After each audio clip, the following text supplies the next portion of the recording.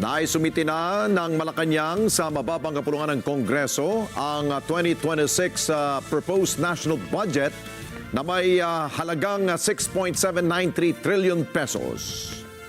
Ayon naman po sa mga mambabatas, agad po nilang sisimula ng deliberasyon para rito at tiniyak na isa sa publiko ang bawat pagdinig habang hinihimay po nila ang nasabing budget.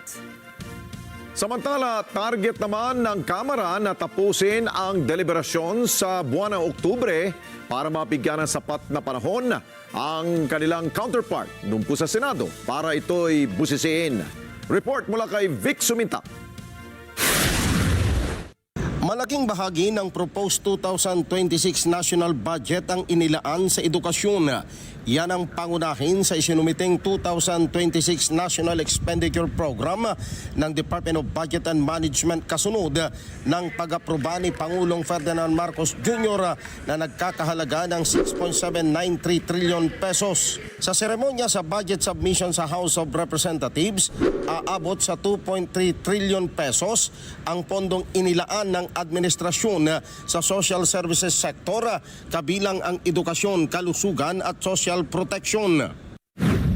While we always met the constitutional mandate to assign the highest budgetary priority to education, I am proud to announce today that for the first time, the budget for basic and higher education has been increased monumentally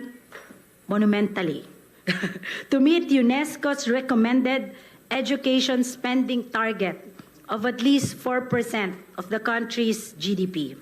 Kabilang din sa prioridad sa national budget ang agrikultura, public works at infrastructure, depensa, transportasyon, labor at hudikatura. Ang 2026 proposed NEP ay 7% mataas sa kasalukuyang budget ng gobyerno. While this is 7.4% higher than this year's 6.326 trillion national budget, the economic team carefully considered the available fiscal space and worked diligently to tighten the budget.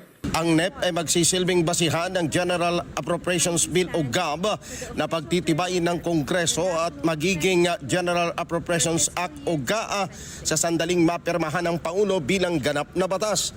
Sa turnover ceremony, inanunsyo ni House Speaker Martin Romualdez ang mga reformang ipaiiral sa pagpapatibay ng proposed 2026 national budget. Kabilang na dyan ang pagbuwag sa small committee at pagbubukas ng bicameral conference committee deliberation sa publiko. We will open the bicameral conference committee on the budget to the public and to the media. Kung pera ng taong bayan ang pinag-uusapan, dapat taong bayan din ang nakaalam. Third, we will invite civil society, people's organizations, and the private sector to join budget hearings. Ang pambansang budget ay hindi pag-aari ng mga politiko. Ito ay pera ng bawat Pilipinong nagbabayad ng buwis. Inihayag naman ni Nueva Ecija Representative Micaela Swansing, ang chairman ng House Committee on Appropriations, na agad na pasisimula ng kanyang komite ang budget deliberations na gagawing transparent sa publiko para tiyakin na walang magaganap na insertions. We're going to try to make it as open as possible in terms of visibility on what those disagreeing provisions are and what the agreements are.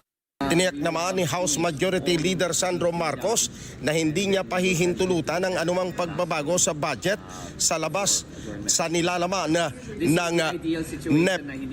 Target din ng Kamara na tapusin ito sa Oktubre para mabigyan ng sapat na panahon ang Senado na talakayin ang budget.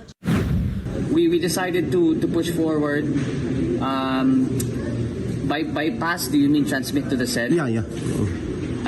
Hopefully by October 9, 8, we will have finished all that needs to be done, and then we will transmit to the Senate on the last day before adjournment on the 10th. Batay sa probisyon ng konstitusyon, magsisimula sa Kamara ang pagtalakay sa proposed national budget kung saan pwede itong magsagawa ng amyenda, realignment, basta hindi ito lalagpas sa halagang nakapaloob sa hinihinging pambansang pondo. Sa kanyang katatapos na SONA, sinabi ni Pangulong Marcos na hindi niya lalagdaan ang anumang budget na hindi naaayon sa prioridad ng administrasyon.